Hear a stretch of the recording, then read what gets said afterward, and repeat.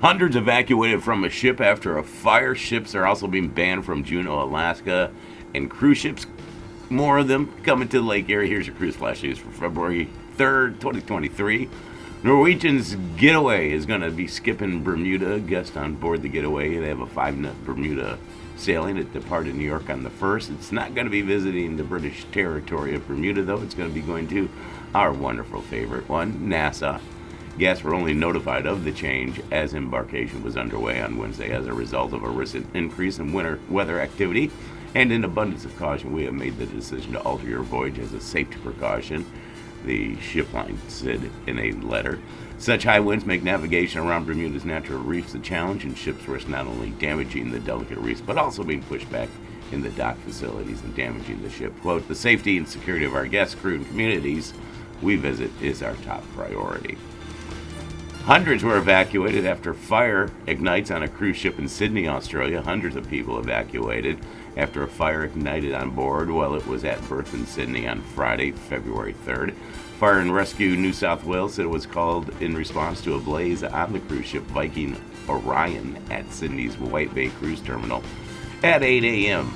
About 600 people were safely transported off the ship, and the crew worked to contain the blaze. A Viking Cruise spokesperson confirmed it had originated in one of the guest staterooms. Oh, don't do that.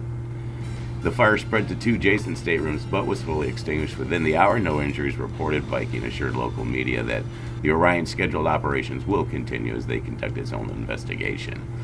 Erie County, Pennsylvania, the county executive says the county has cleared a hurdle to welcome cruise ships on Lake Erie. Brenda Sandberg, executive director of Eastern Western Pennsylvania's Port Authority, says the Great Lakes is a growing tourism venue. My goal is, if you are in the Great Lakes, let's make sure you stop in Erie. Erie even has a cruise terminal completed for $6 million in 2002, but it may not be up to snuff for security and logistical needs of the cruise lines today. The county's economic development department has been working with the lines for months trying to add Erie as a stop. Quote, we have brought these executives to Erie to highlight all we have to offer. We've received some good feedback and are hopeful that we will see our first cruise ship arrive as soon as this summer. Cruise giant Carnival about to send the ship somewhere it almost never goes. Here's like a bucket list courtesy of Carnival. They're taking the cruise to Japan. The world's second largest cruise brand announced Wednesday its 4,000 passenger Panorama is going to be operating a one-time voyage from Long Beach to Yokohama, Japan on August 22nd, 2024.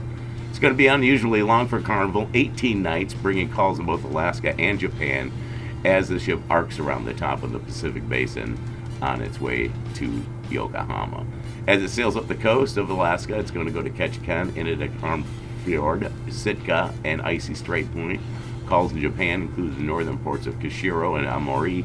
The itinerary includes 11 sea days. That's a lot of sea days, plus a day of scenic cruising in Endicott Arm.